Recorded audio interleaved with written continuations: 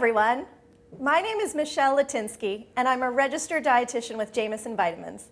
Thank you for joining us for today's Facebook Live, which is going to be all about cold and flu season. I'm going to share with you some cold and flu facts, and then I'm going to walk you through my 4 tips to stay healthy this cold and flu season. We'll also talk myths and facts, so you know the truth about how to stay healthy. Please remember to like, comment, and ask lots of questions throughout our live event. I'd also like to take a minute to introduce you to our community manager, Jo, who's going to be your voice throughout this event. So please send your questions through to her, and she'll certainly pass over as many of them as she can to me. Those who tune in will be entered to win one of $200 Visa gift cards, so stick around with us right through until the end. Okay, let's start off by discussing some cold and flu facts. First off, health officials are actually predicting a pretty bad flu season ahead of us this year. The thing about the flu strain is it actually evolves, and so there's a different one circulating each year.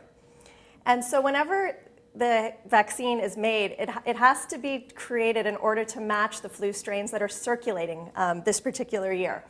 And the strain that's expected to circulate this year actually hit Australia pretty hard over the last few months, and that can be a pretty good predictor of what we're going to see here up in the Northern Hemisphere.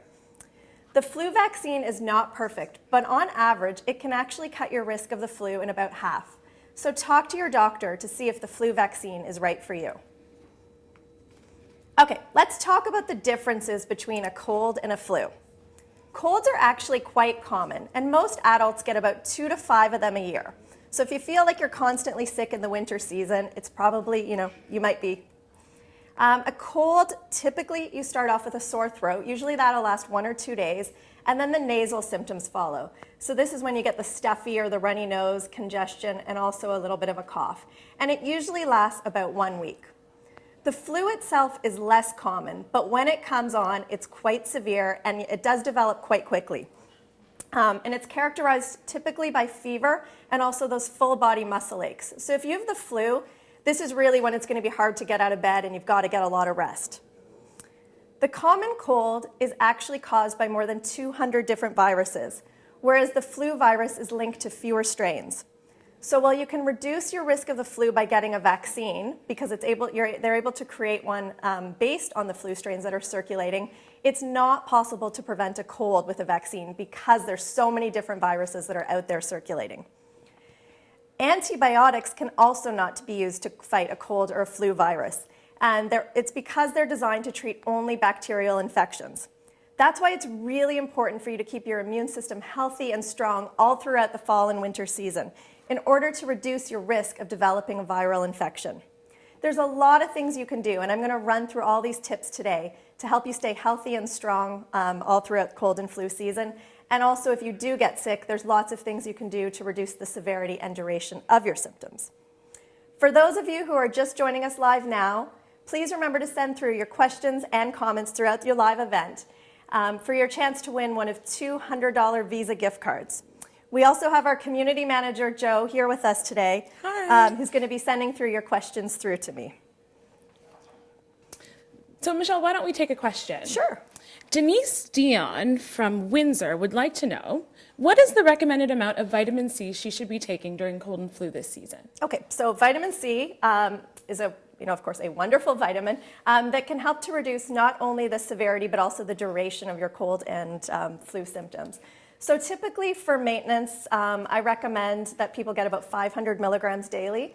But during cold and flu season, you can up it to 1,000 milligrams a day. And once you actually feel the symptoms, really hitting you harder, you can even go up to 2,000 milligrams a day.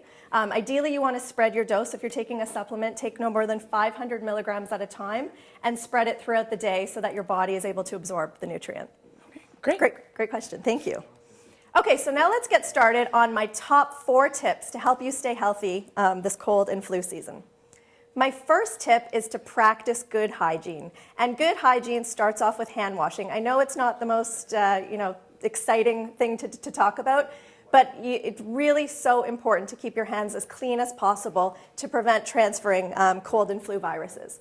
So what you want to do is wash your hands with soap for a good 20 seconds. You want to lather up for a good 20 seconds and then rinse with warm water. Really, really important to do this throughout the day.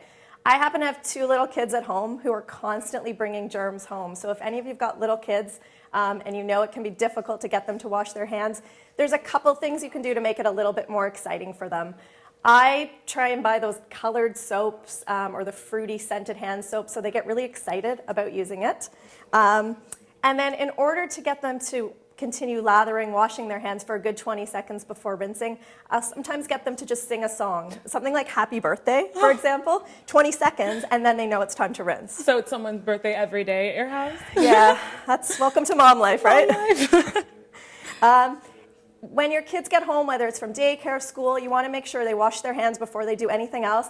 And same thing with yourself. If you get home from work or the mall or taking public transit, wash your hands right away. If you don't have access to a sink, soap and warm water, you can also use an antibacterial hand sanitizer. Certainly doesn't replace good hand washing, but works great in a pinch.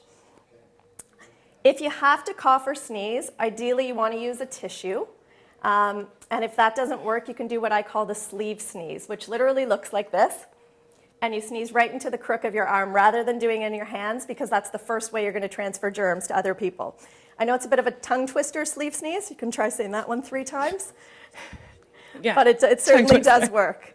And again, you want to avoid rubbing your eyes, your mouth, or your nose with your hands, because certainly if there are any germs on them, that's the first way that they're going to get into the body and promote illness or infection. So let's do a little bit of myth busting here before we move on. Joe, let's say you're out at the mall doing some holiday shopping and you need to wash your hands. Do you use the air dryer in the bathroom or the disposable paper towel? Well, I try and be environmentally cautious, so I would err on the side of an air dryer. Okay, that's what a lot of people think. So first off, it's important to note that bacteria can be spread a lot more easily from wet hands than dry hands. So in addition to really washing your hands well, you also want to make sure to dry them very well. I know that air drying is a lot more, it's definitely the more environmentally friendly option, but the truth is using disposable paper towels are superior to using the air dryers. First off, they dry your hands a lot more thoroughly, and secondly, they remove bacteria more efficiently from your hands. Air dryers can actually spread the germs around. Oh. I know. I wouldn't have thought. Well, Joy Mulder wants to know if you can use too much hand sanitizer. The thing about hand sanitizer, so some bacteria is actually good for us. Okay. So you don't want to be using it constantly throughout the day. As I mentioned, ideally you want to wash your hands with soap and warm water whenever possible, but you can certainly carry an antibacterial hand sanitizer with you on the go, but use it in moderation like everything else. Right. Some bacteria is good for us, which we'll talk about a little bit later on our Facebook Live today. Great. Okay, so let's move on to my second tip for staying healthy and strong this cold and flu season. And that tip is to get plenty of sleep and also to manage your stress. Getting sleep is really important to prevent a cold and flu because it gives your body a chance to rest and recover and also helps to keep your immune system feeling strong. The first thing you want to do is establish a bedtime routine, okay? So bedtime routines are not just for children, they're great for adults too. And you want to do things like going to bed at the same time, ideally, every night, and also waking up at the same time every day, including weekends. Certainly everyone's entitled to a little bit of a sleep in on the weekend, but you don't want to disrupt your routine too much from during the week. Aim for 7 to 9 hours of sleep every night. And the other thing you can do is skip the screens before bedtime. So your cell phones or your tablets, because the blue light that they emit can actually disrupt your sleep. So try and again, put them aside 30 to 60 minutes before you go to bed. The other thing is if you want to use a little bit of a special treat, you can use essential oils. So something like lavender. Lavender is a really calming and relaxing scent that's great to use at bedtime. You can either put it in a diffuser, or you can take a little spritzer bottle just like this, fill it with water and a few drops of lavender essential oil, and I like to spritz it on my pillow or even just a little bit in the air. Ah, that smells so good. Nice and relaxing. If you do have time for a nice warm bath before bed, you can also use something like a scented candle, and then again the scent will help calm and relax you before bed. If you're struggling to get that 7 to 9 hours of sleep each and every night, I know it can be a challenge on a regular basis. This is where a melatonin supplement can be a really good option. So melatonin is a supplement. Melatonin actually helps to reset your sleep-wake cycle and also allows your body to get into that deeper sleep. And that deep sleep is really needed to restore and help heal your body, which is especially important when you're feeling sick. If you do need a little bit of extra energy during the day, a vitamin B12 supplement is also great. So you use the melatonin in the evening and B12 in the morning for a little bit more energy during the day. Okay, so we've talked about getting plenty of sleep. The other part of this tip is to manage your stress. Stress can be both mentally and physically draining, and it also depletes essential nutrients like the B vitamins, which can compromise your immune system and actually make you more prone to getting cold or flu, for example. To minimize the effects of stress, again, you want to really aim for that 7 to 9 hours of sleep each and every night.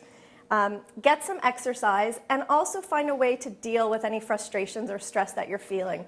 And there's a lot of different things you can do.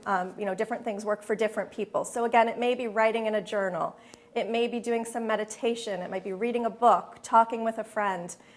Even stepping outside and getting a little bit of fresh air and sunshine, even during the colder months, can really do wonders to help elevate your mood and really lower your stress levels, which is important to prevent you from getting sick. Oh, so I've heard you can sweat out a cold. Is that true? So a lot of people think that. The truth is, while exercise is great for helping to boost your immune system, it's actually at its lowest after a really intense workout. So certainly you want to get regular, moderate exercise to keep your immune system strong, but you don't want to do any intense exercise because that can actually increase your risk of getting sick. The reason is that many parts of your immune system actually change after you do a really intense workout. And that effect can last anywhere from a few hours up to a few days. During that time when your immune system is down or compromised, that's exactly the time that a virus is going to basically attack and cause you to get sick. So again, exercise, of course, is really important in the long term, but you want to hold off on any tough workouts if you feel a cold coming on. And a great way to think about this is whether the symptoms are above the neck or below. If you've got symptoms above the neck, so again, the stuffy nose, feeling a little bit congested, or you have a bit of a cough, you can do some gentle exercise. But if you've got any symptoms below the neck, and I'm talking things like the fever or the real full body muscle aches, which might indicate the flu, really hold off, rest, and allow your body that opportunity that it needs to recover. If exercise is an absolute must for you, I know it's difficult for a lot of people to not do anything, then you want to incorporate the more gentle exercises, so things like yoga during this time, again, just to allow your body that chance to rest and recover. Okay, for those of you that are just tuning in right now, please remember to keep sending us in your questions and your comments throughout the live event. There'll be 2 winners drawn at the end. Each one of you will win a $100 Visa gift card. And we've got our amazing community manager, Jo, here today. Hi. She's your voice during this live event, and she's going to be passing through a lot of your questions. Jo, should we take one now? Sure.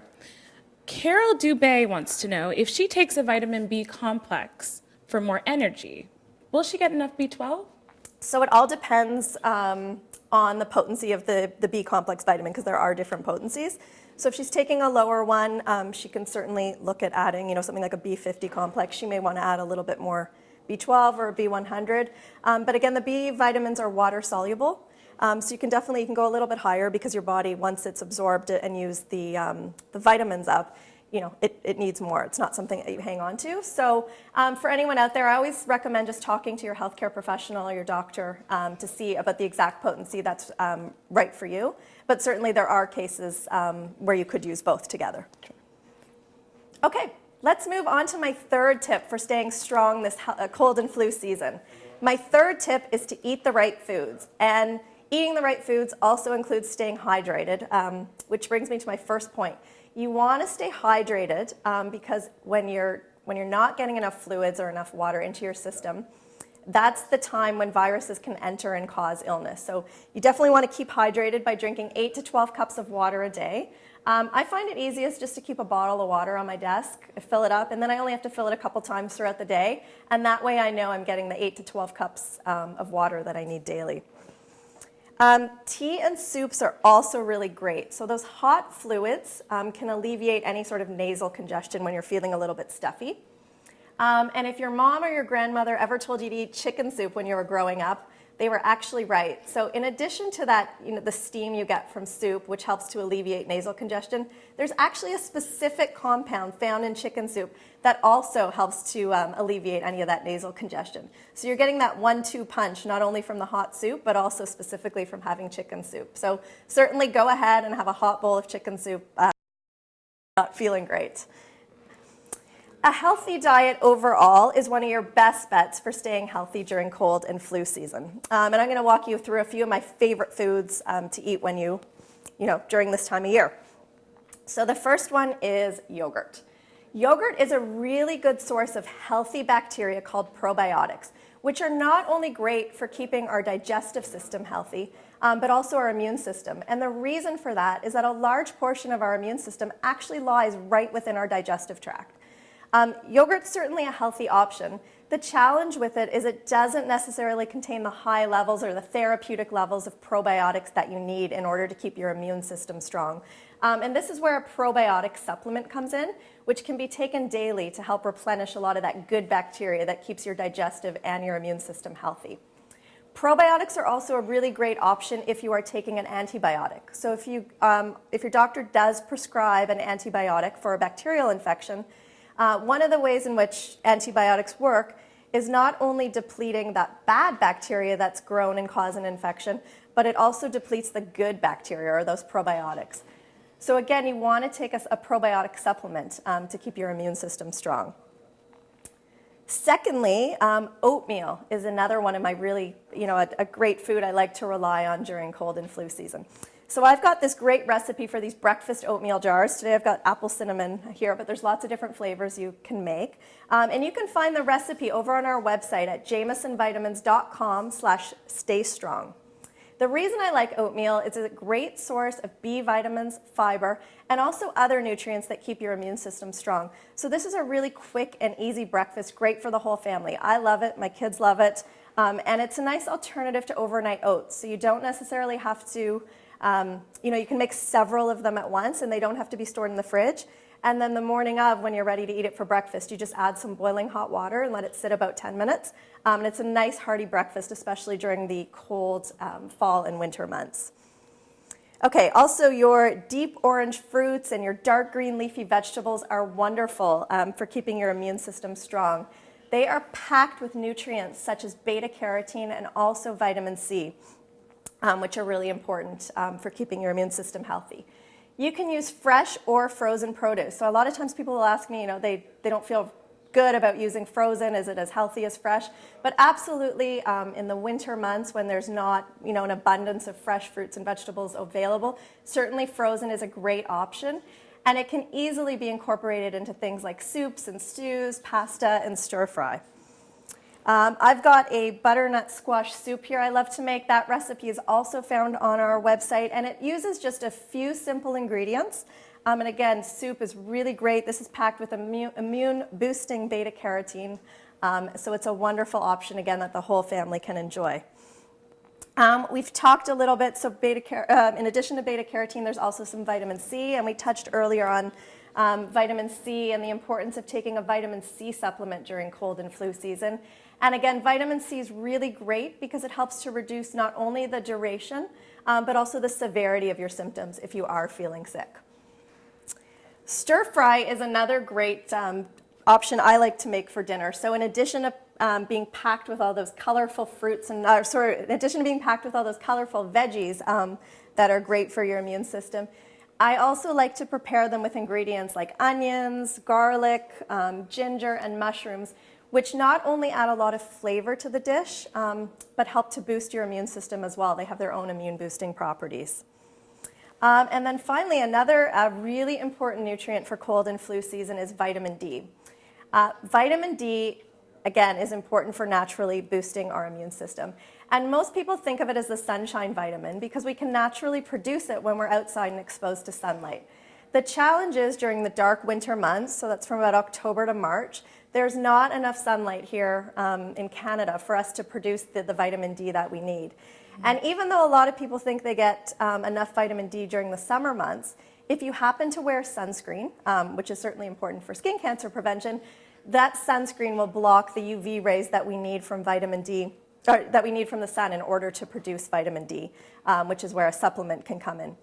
In the diet, you can find vitamin D in fish, mushrooms, and also milk. So all of our milk in Canada is fortified with vitamin D, about 100 international units per cup. However, the recommendation is that we get 1,000 international units of vitamin D daily. So you'd have to drink 10 cups of milk every single day in order to get all the vitamin D that you need. Not something I necessarily recommend, and that's certainly where something like a vitamin D supplement comes in. Really, really important for keeping your immune system healthy throughout the winter season. So, Michelle, my family lives by the saying, starve a cold, feed a fever. Is that the right way to go about things? A lot of people think that. The truth is, it's just really important for you to eat when you're sick. Whether it's water, juice, those hot liquids, or food, all of that is going to help your body fight off a cold or a flu infection by keeping your body hydrated and nourished. Now, I understand when you're feeling sick, a lot of times people just don't have an appetite. So you don't want to overdo it, but certainly don't withhold food thinking that it's going to make things worse. The reality is the saying should be feed a cold and feed a fever, because you always want to keep your body hydrated, drink more than you think you need, when you're feeling sick, and also replenish the nutrients that you need through food. And then, of course, supplements can fill the gap as well if you're not eating. Why don't we, I'll turn it over to you if there's a couple more questions we can take. Sure. Susan would like to know if you can take melatonin on an evening basis. Right, so melatonin, over here again, really helps to set your whole sleep-wake cycle and allows you to get into a deeper sleep. So you want to take a melatonin supplement in the evening. I recommend it about 30 to 60 minutes before bedtime, so it's not something that you're going to take and it's going to cause you to fall asleep right away. It just helps to promote that healthier sleep and get you into that deep sleep you need. But I certainly wouldn't take it during the day. I would take it in the evening before bedtime. Another question you want to? Sure. Let's see here. Lindsay O'Hare from Toronto would like to know if children should be taking supplements or vitamins, or if they should stick to children's multivitamins. Okay, so for kids, again, I have 2 young kids as well, so it's always a question of, should they take supplements or should they get it through food?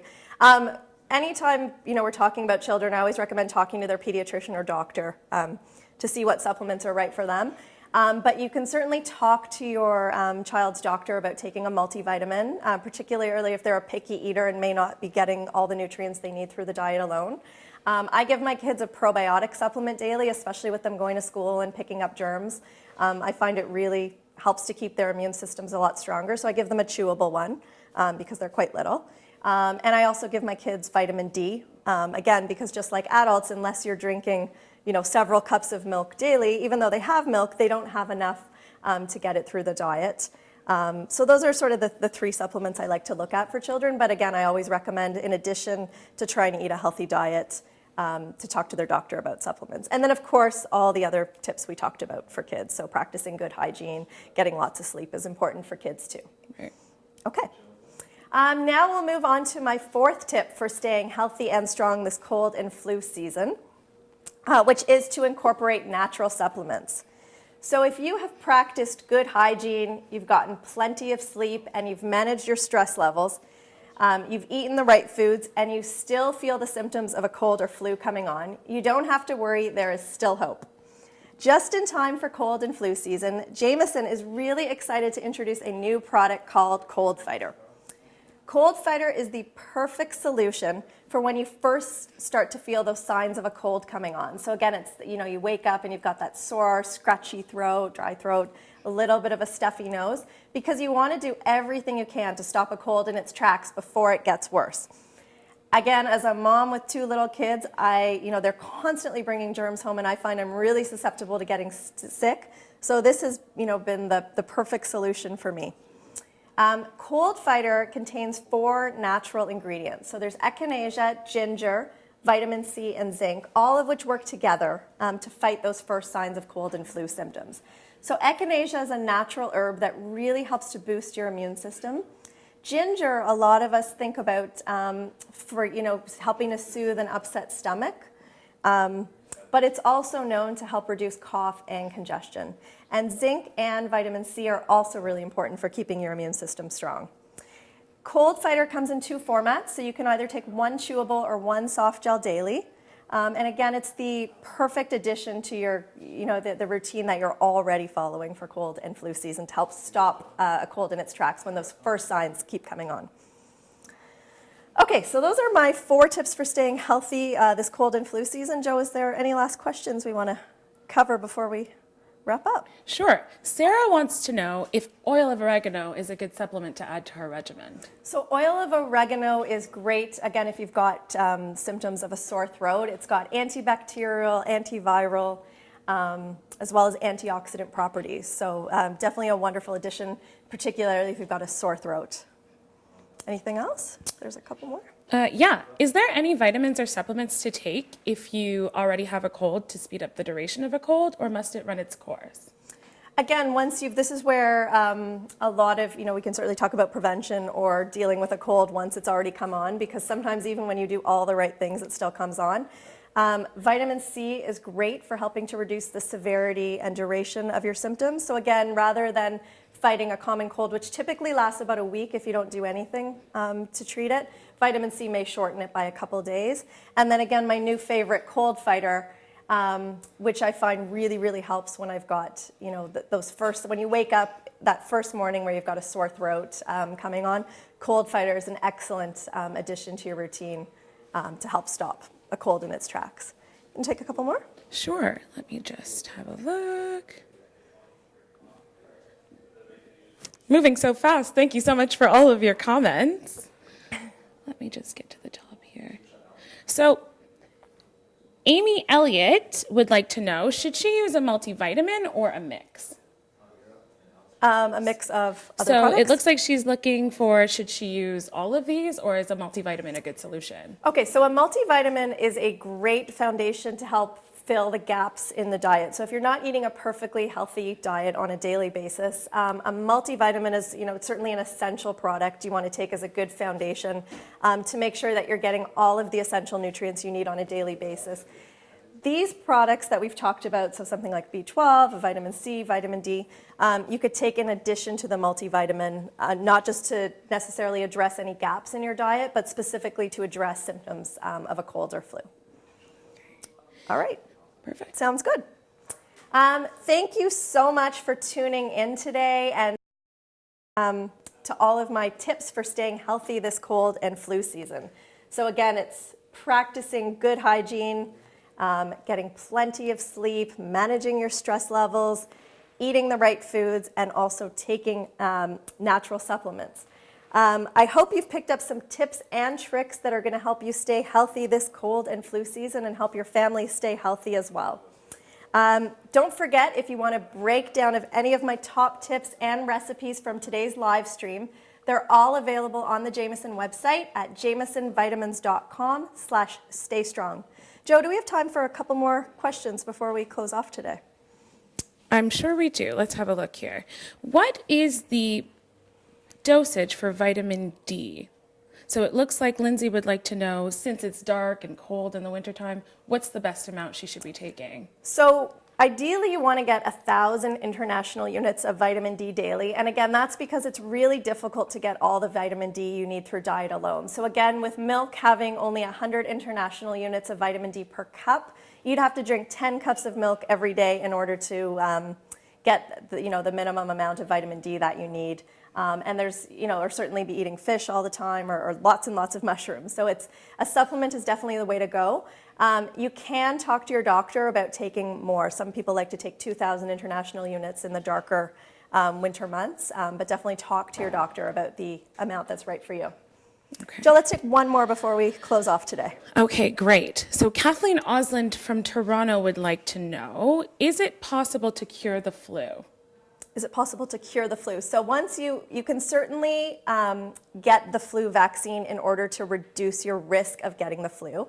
However, as I mentioned, the vaccine is not perfect. So each year there's a new vaccine that's put together with the different strains that are expected to be circulating that year. But again, it's never perfect because we don't know exactly what's going to turn up here. So getting the flu vaccine will reduce your risk of getting it by about 50%. But certainly there are other preventative measures you can take in order to reduce your chances of getting it. But once you do, again, all of these things can help speed up the duration and severity of the symptoms, but not necessarily make it go away completely. Okay. Okay. So thank you to everyone who sent through your questions and comments today. I had a great time talking about all these amazing tips to help you stay healthy this cold and flu season, and I hope you picked up some tips and tricks for yourself. Our Facebook team is going to be randomly selecting 2 winners today to win one of $200 Visa gift cards for anyone who sent through comments and questions during our live stream today. So please keep an eye out on our Facebook page. The winners will be announced soon. If you missed any of the information that was shared here today, or you tuned in a little bit late, the full video will be available after our live stream on our Facebook page. So you can go check it out there right after this. If you want any more information, please visit the Health Hub over on our website at jamesonvitamins.com. You can also sign up for our Club Health newsletter for more tips, more recipes, and exclusive savings for members. Thank you so much for joining us. Stay healthy and have a great day.